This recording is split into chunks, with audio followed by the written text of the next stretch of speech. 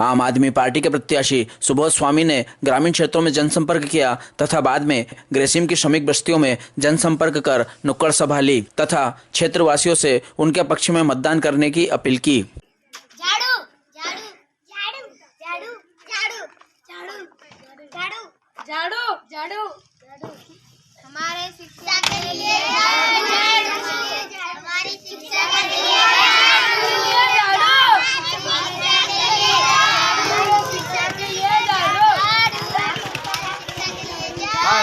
थोड़ा सा पीछे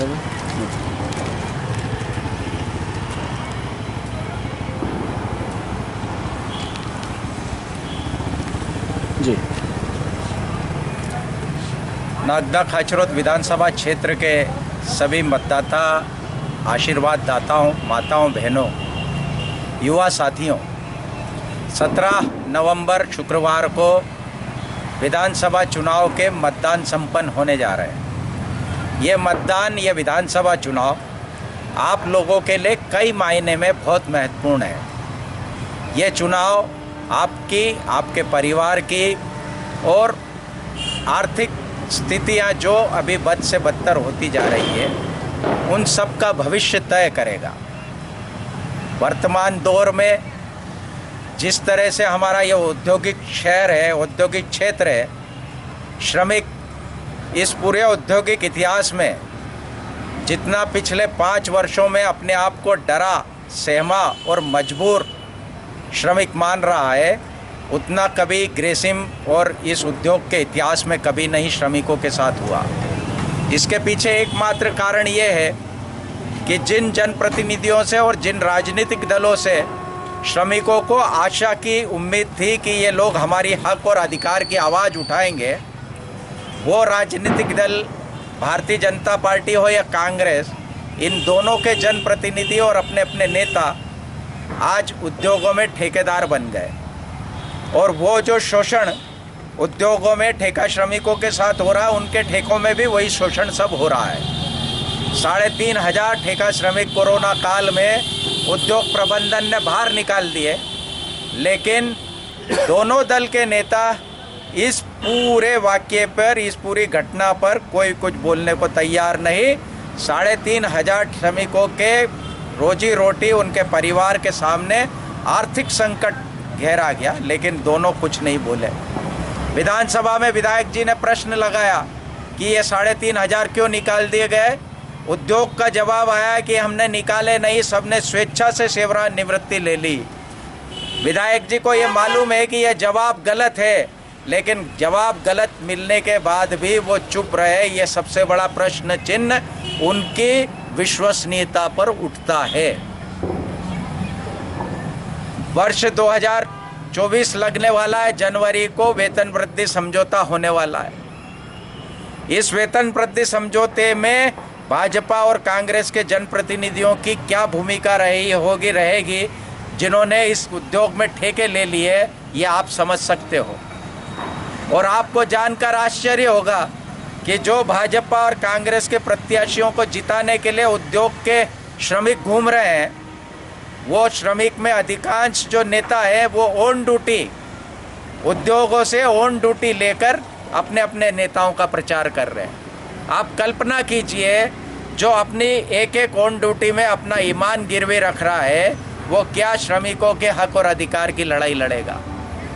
जो पास व्यवस्था है, पिछले कई वर्षों से उद्योग प्रबंधन द्वारा लागू की गई, लेकिन पास व्यवस्था के विरोध में कोई भी नेता बोलने को तैयार नहीं। नगर पालिका नागदा भ्रष्टाचार का अकांट बड़ा अड्डा बना हुआ है। कई नेता भ्रष्टाचार में डुबकी लगा रहे, लेकिन जिन लोगों को विपक्ष का दायित्व दिया था, कांग्रेस को जनता ने विपक्ष का दायित्व दिया था, कांग्रेस भी साठगांठ करके उस भ्रष्टाचार में अपना हित लाभ साध रही। भारतीय जनता पार्टी की नगर पालिका परिषद द्वारा जितना भी भ्रष्टाचार किया जा रहा है, विधायक जी कभी भी उसके खिलाफ नहीं बोले। उद्योग के खिलाफ आप नहीं बोलते, नगर पालिका के भ्रष्टाचार के खिलाफ आप नहीं बोलते, मजदूर किसानों के हित की आप बात नहीं करते। सिर्फ विधानसभा में प्रश्न उठाने के लिए आपको नहीं भेजा है।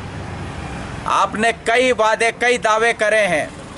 मैं आज इस मीडिया के माध्यम से बताना चाहता हूं कि जिले के प्रति भी आप गंभीर नहीं हो और नागदा को जिला बनाने की आपकी मंशा है भी नहीं तो अभी मालूम पड़ेगा। इन सब बातों के होते हुए नागदा खाचरोद विधानसभा क्षेत्र के सभी जागरूक मतदाता, माताओं, बहनों और आशीर्वाद दाताओं से मैं करबद्ध अनुरोध करना चाहता हूं कि 17 नवंबर शुक्रवार को जो मतदान होने जा रहा है, 4 नंबर पे झाड़ू का बटन है। झाड़ू का बटन दबाए, निश्चित मानिए जिस दिन आपने झाड़ू का बटन दबाया 17 नवंबर को, आपके मन में एक एहसास होगा कि आपने इस बार किसी अच्छे जनप्रतिनिधि को चुना और नागदा खाचरोद की एक बुलंद आवाज विधानसभा में पहुंचाई। नहीं तो आने वाले 5 वर्ष अगर ठेकेदारों को जिता दोगे तो वो किस तरह आपके वोट के साथ न्याय करेंगे, ये आप खुद समझ सकते हो। नागदा में, पूरे नागदा खाचरोद विधानसभा क्षेत्र में शिक्षा की बद से बदतर हालत हो गई। अस्पतालों में सिर्फ उंगली कटी हुई का इलाज हो पा रहा है सरकारी अस्पताल में, लेकिन हमारे जनप्रतिनिधि इसी को विकास मानते हैं। अगर आप भी इसको विकास मानते हैं तो उन जनप्रतिनिधियों का साथ देना, और अगर आपको ऐसा लगता है कि आपके वोट देने के बाद भी जनप्रतिनिधियों ने 20-20 साल की सत्ता सुख प्राप्त करने के बाद भी आपके वोट के साथ न्याय नहीं करा, तो आप आम आदमी पार्टी, अरविंद केजरीवाल साहब की पार्टी क्या झाड़ू का बटन दबाकर मुझे विजय बनाइए, आशीर्वाद दीजिए। मैं आपकी हर कसौटी पे खरा उतरूंगा, ये वचन नहीं, मेरी गारंटी है। जय हिंद, जय भारत।